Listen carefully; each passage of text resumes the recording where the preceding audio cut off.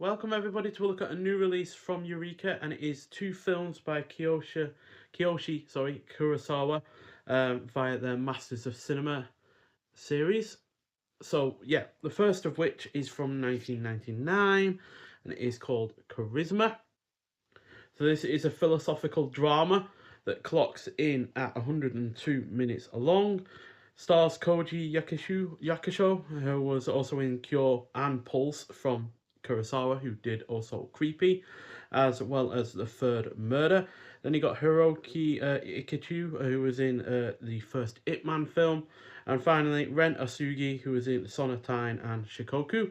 So, a seasoned detective is called in to rescue a politician held hostage by a lunatic.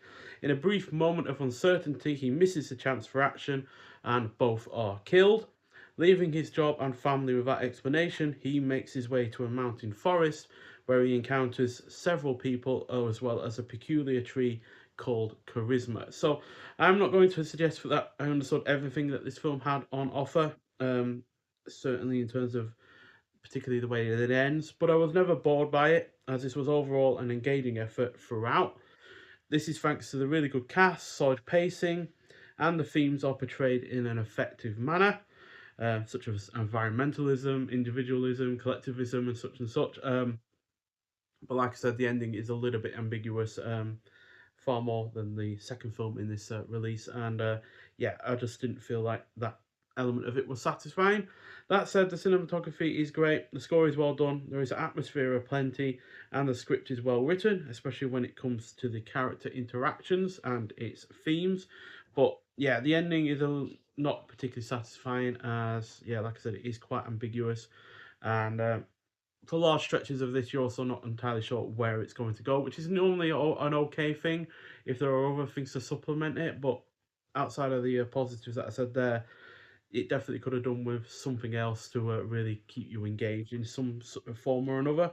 But it is still overall a really solid effort and a good 3.5 out of 5. Although I will say, out of the Kurosawa films that I've now seen, it is my least favourite of his. But yeah, that's just the way it is sometimes. You can't always expect a director to be 100% all of the time. So there it is on the disc.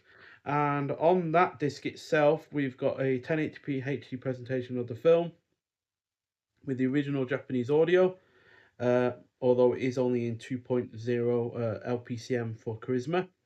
Then you've got optional English subtitles, and you've got a new audio commentary on the film by Japanese cinema expert Jonathan Root. And then you got a cerebral cinema new video essay exploring the work of Kiyoshi Kurosawa by Japanese cinema expert Joe Hickenbottom. Then you got Making of Charisma, archival documentary, a trailer, and we also have a booklet to go along with this release as well. But I'll talk about that once we've looked at the second film, which is from 2024, and it is Cloud. So this is a psychological thriller. It's in at 124 minutes long, so substantially longer than Charisma. And the only one out of the five lead actors that I've seen anything from before is Masataka Kubota, who was also in First Love, which was a Takashi Miike film, which I really rather enjoyed. So yeah, Ryosuke Yoshi is an ordinary reseller, so think of the likes of eBay, who carelessly earns grudges by people and becomes entangled in a life-threatening struggle. So this is overall a highly engaging effort that works as well as it does thanks to the excellent lead performance from Masaki Suda, who I've not seen anything else from before. He's done a lot of work though. He's also a pop rock singer as well. So yeah, he's obviously done a lot of work in terms of Japanese cinema and music, but unfortunately he's passed me by up until now. But I'll hopefully be able to change that in the future. It's also got an effective build-up of tension, on-point pacing, and a satisfying final act that, despite some ambiguity, does at least feel somewhat earned, unlike, say, Charisma. The rest of the cast is also good. It is well shot, the production is solid, the score is well done, there is some decent action towards the end, and it features some effective thematic weight to its plot as well. So, yeah, I prefer this much more to Charisma. It's way more up my alley, and I know it's a little bit more easier to get along with for the majority of its running time, but it still does have an ambiguous ending. But I feel like this film earns it a little bit more, just because the rest of the film isn't quite as ambiguous. So you're not constantly thinking what is going on, what is going on. You're completely on board with it. And then it's the final few minutes where obviously some things get a little bit ambiguous, but I still feel like overall it is quite satisfying in that regard. So it gets a 4.5 out of 5 from me.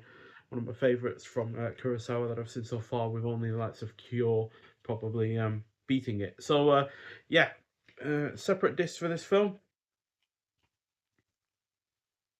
with the new artwork there on it. But only extras that we've got on with this are, again, another 1080p HD presentation. This does have 5.1 DTS HDMA audio though, which certainly helps in terms of some of the action scenes. Again, you have optional English subtitles, a new audio commentary on the film by Japanese cinema expert Jonathan Root, and you've also got a trailer as well. So yeah, not as many extras there. And the new artwork is done by Gregory Sakurai. So yeah, if you're interested in that, like I said though, you do get a booklet with this release as well, with Kurosawa on the front and the rear. And inside you have your cast and your crew for both films, and then you have a reprint of Charisma's original press kit, although obviously done in English rather than Japanese. And then you got A Forest for the Trees, Notes on Charisma by Tom Mez. And then you got A Share of the Action, Notes on Cloud by Tom Mez as well. And yeah, throughout the booklet, you've got shots from the film. You've also got behind the scenes shots as well. That's for Cloud. Is there any for... yeah. Nope, don't think so. I don't think there's any behind the scenes shots for Charisma, unfortunately. And then we have view notes as well. So Charisma is in 185:1 aspect ratio, and Cloud is in the 166:1 aspect ratio. So yeah, I don't think there's been any restoration work that's done to this. It kind of is evident in Charisma, which does look a little bit iffy in certain parts, I'd find. Whether or not that was intentional at the time, or it's just, you know, become the case that it's in need of restoration work, I'm not sure. But overall, yeah, a really solid effort. Like the new artwork on the slipcover, and yeah, overall, two really good films. It's interesting that we've got two films that are so far apart in terms of a director's filmography. You know, 25 years apart, and that isn't usually the case. When a director is looked at, they are usually within the same decade at the very least. So yeah, that's interesting in that regard. But I will say that Cloud is my favourite of the two, which is a little bit of a shame, because it is only going to be available in this first run of 2,000 copies. In this limited edition version.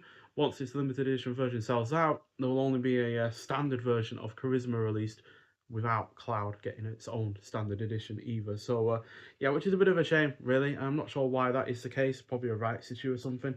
But yeah, it is a little bit of a shame that Cloud is only going to get part of those 2,000 initial copies.